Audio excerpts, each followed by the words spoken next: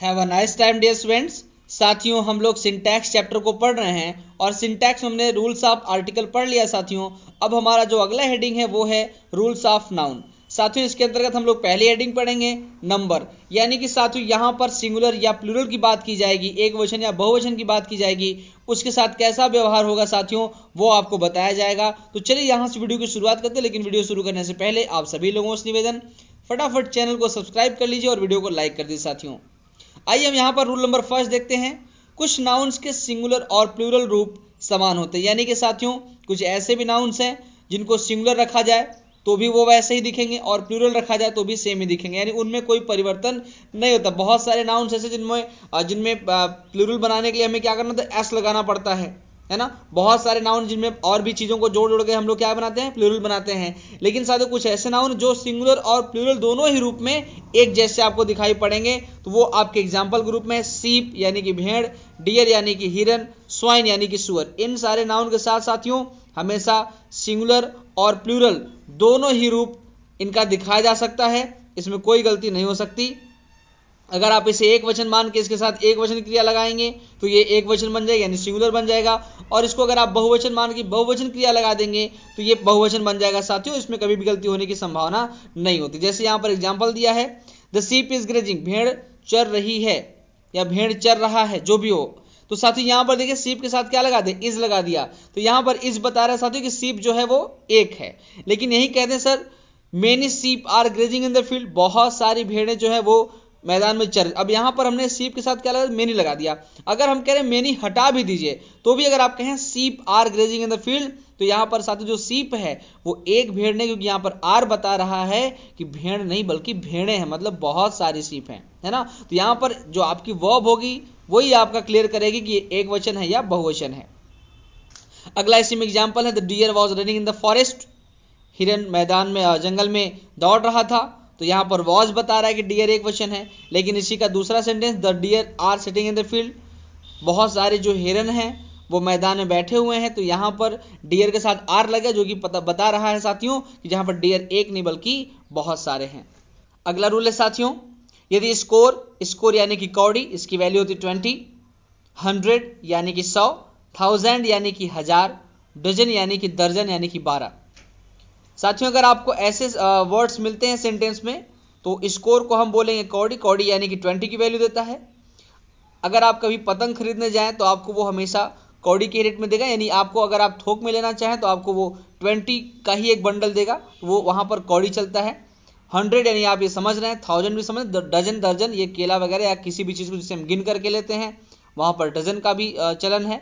तो आप इस चीज को समझ रहे होंगे अच्छी प्रकार से। तो यहां पर नियम कह रहा है अगर इन सारे शब्दों के पहले कोई संख्या लगी हो 1 2 3 4 5 से इन्फिनिटी तक कुछ भी अगर नंबर लगा है तो साथियों इनमें कभी भी एस लगा करके प्लूरल नहीं बनाते, चूंकि ये पहले से ही प्लूरल है। स्कोर यानी 20 यानी 20 पहले से ही प्लूरल है, 100 100 1000 1000 डजन दर्जन। लेकिन साथियों इनको सुनने के बाद हमको मालूम चलता है कि ये निश्चित है, इनमें एक ज्यादा या कम नहीं हो सकता। तो इस वजह से स्कोर का मतलब 20, कभी हम स्कोर्स कर देंगे तो 20 से ज्यादा नहीं होगा, वो 20 ही रहेगा। हंड्रेड्स कर देंगे तो भी वो सैकड़ा ही रहेगा, थाउजेंड्स कर देंगे तो भी हजार ही रहेगा, डजन यानी कि डजन्स कर देंगे तो भी वो दर्जन रहेगा। दर्जन मतलब हमें मालूम चलता है इनको पढ़ने पे, डजन मतलब दर्जन, दर्जन मतलब 12 की संख्या वो दिखाएगा हमेशा साथियों, वो कभी बदल नहीं सकता, ये निश्चित मेजर है। इसलिए इनके पहले अगर कभी 1 2 3 4 5 ऐसा कुछ भी लगा हो तो साथियों आपको कभी भी इनमें एस लगा करके प्लूरल बनाने की आवश्यकता नहीं। अगर इनके पहले नंबर 1 2 3 4 5 नहीं लगा होगा तो आप इनमें एस लगाएंगे, इनको प्लूरल बनाएंगे। लेकिन अगर इनके पहले कोई संख्या लिखी, कोई नंबर लिखा हुआ है तो इनमें एस लगा करके प्लूरल बनाने की आवश्यकता इनको नहीं है। तो यहां पर साथियों देखिए आपको नियम में दिया गया, आई बॉट 3 डजन मैंगोज, यहां पर डजन के पहले क्या लगा, 3 लगा हुआ, यानी कि इसके पहले एक नंबर दिया हुआ डजन के पहले।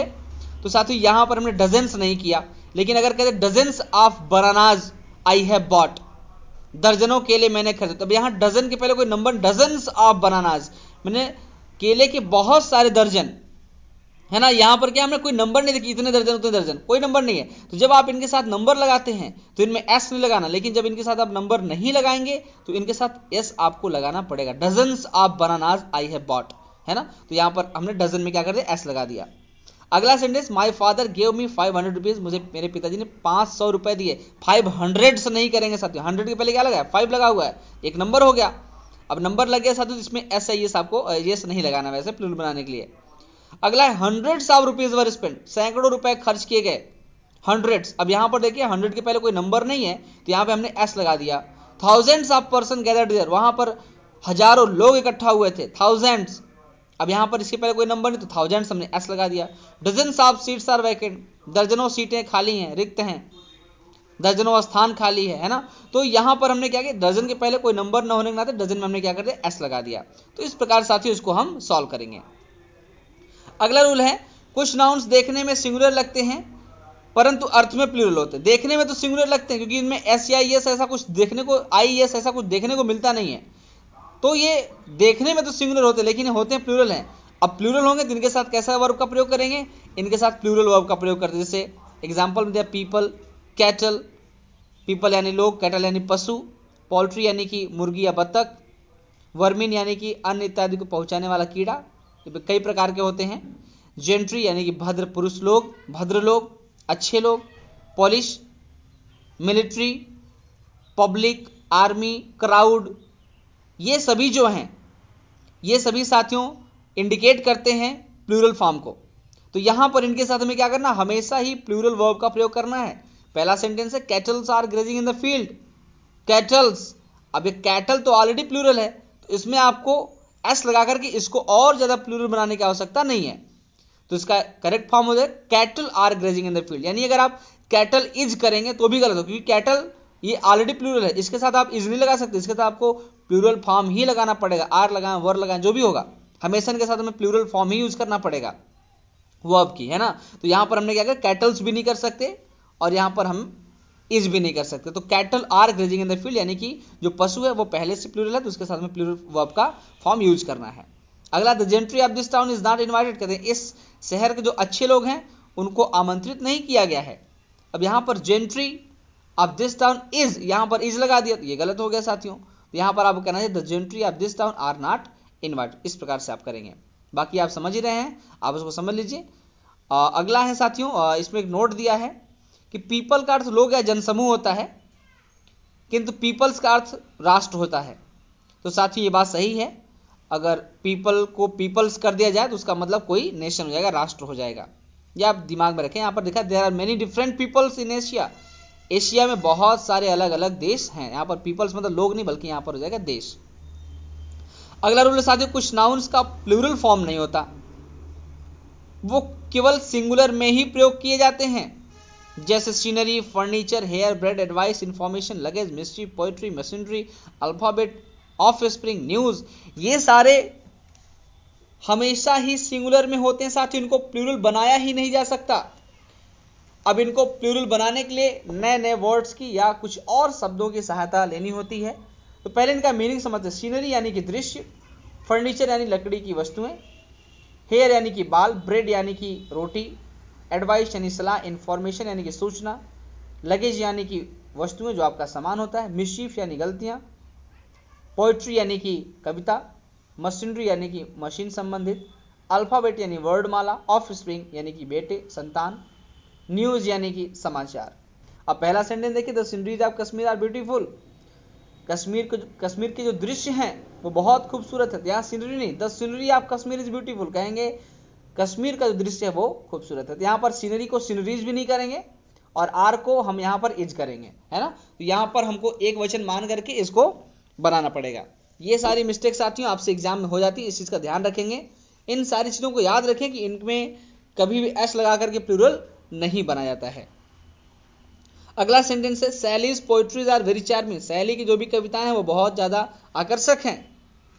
तो समझ लीजिए सैलीज पोइट्री इज वेरी चार्मिंग, उनकी जितनी कविताएं सारी चार्मिंग हैं। तो यहाँ पर एक एक अलग अलग कविता की बात करेंगे और वैसे भी पोइट्री को हमें पोइट्रीज नहीं करना है और इनके साथ हमें प्लूरल वर्ब का फॉर्म यूज नहीं करना। तो यहाँ पर हमें सिंगुलर वर्ब का ही फॉर्म यूज करना है।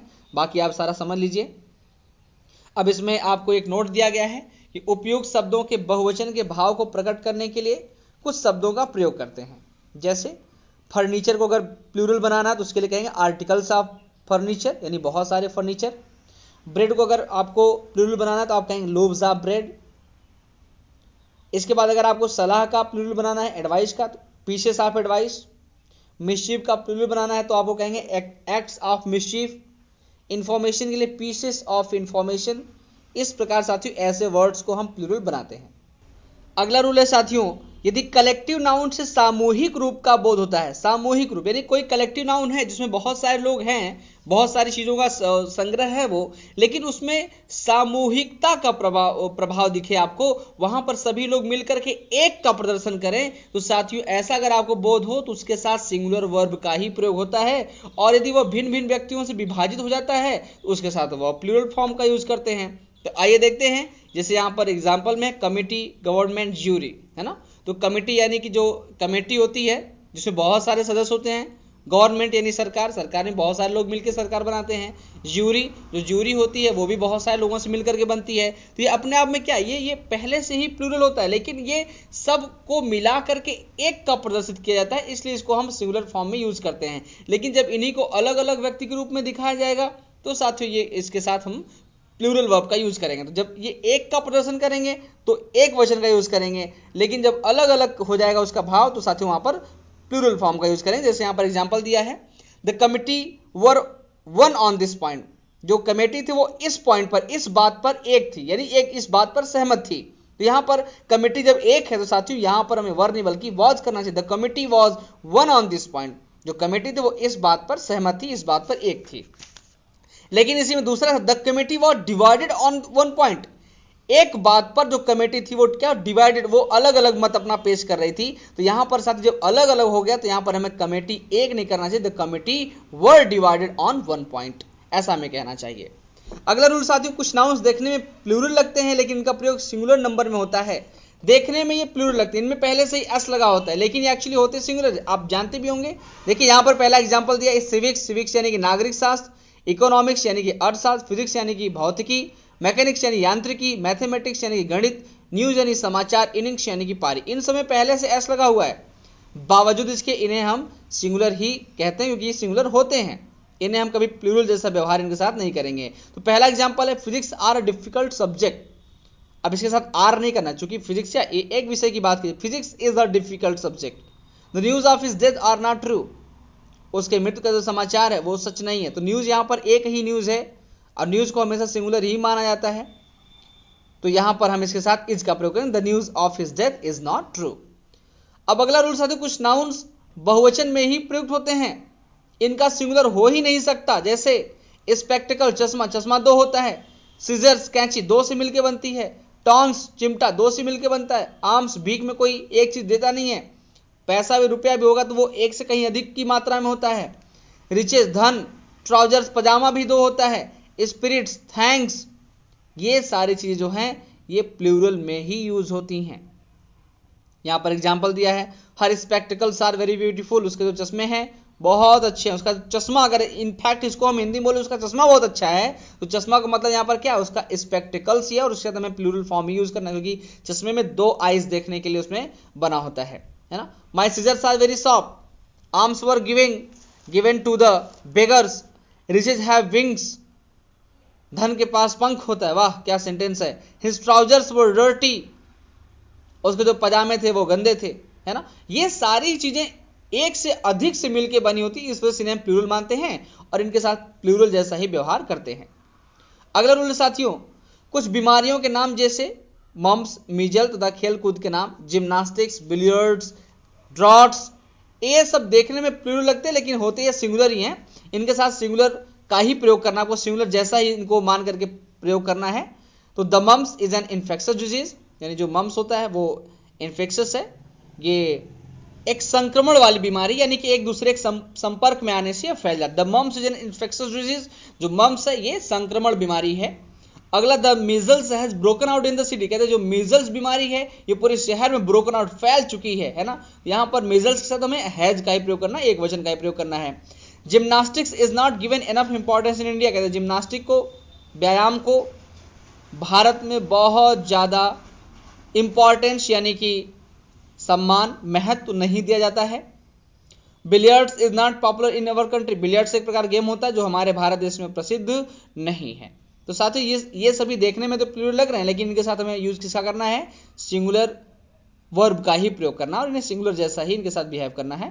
तो चलिए साथियों, आज के लिए बस इतना ही, यहाँ से वीडियो की समाप्ति करेंगे।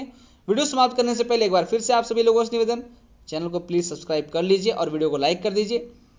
ज्ञान बांटते रहिए, क्योंकि ज्ञान बांटने से ही बढ़ता है। जय हिंद, जय भारत।